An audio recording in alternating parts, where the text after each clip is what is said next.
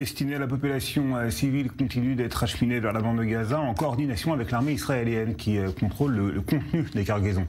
C'est ce qu'a constaté Pierre Cochendler sur l'un des points frontaliers entre Israël et l'Égypte.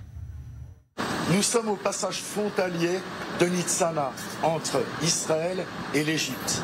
Et ces camions-là sont des camions égyptiens du Croissant Rouge qui sont chargés de transférer l'aide humanitaire aux populations non impliquées palestiniennes de la bande de Gaza.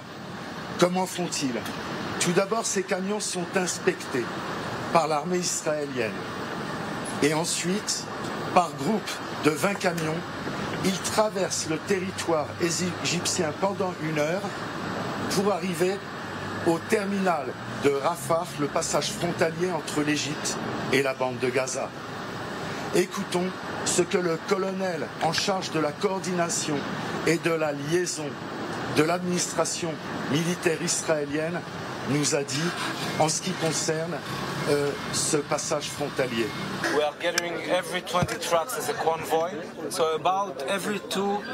Nous faisons des convois de 20 camions. Donc toutes les 2 ou 3 heures, nous envoyons un convoi de l'Égypte de passage de Rafah.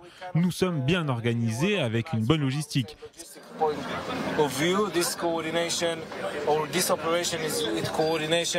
Est possible par la coopération entre les Nations Unies, l'Égypte et Israël. Nous sommes tous efficaces.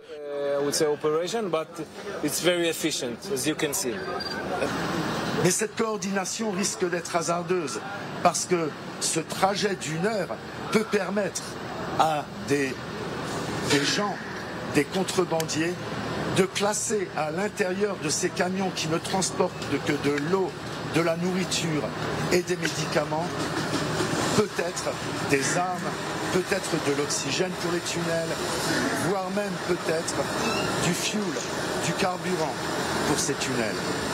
Écoutons ce que le colonel Moshe Tatro nous a répondu.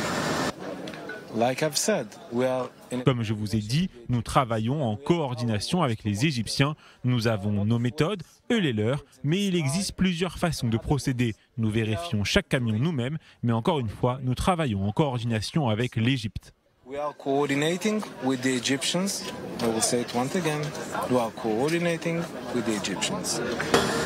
été plus simple d'avoir des camions israéliens traverser le terminal de Kerem Shalom ou celui d'Erez entre Israël et la bande de Gaza, comme c'était le cas avant la guerre qui a été lancée par le Hamas en territoire israélien lors du 7 octobre.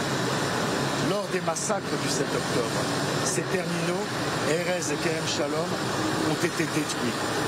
Et donc, la seule option possible, la seule ligne de vie possible pour la population palestinienne non impliquée de la bande de Gaza, ce sont ces camions qui traversent le territoire israélien et égyptien pour se rendre à Gaza.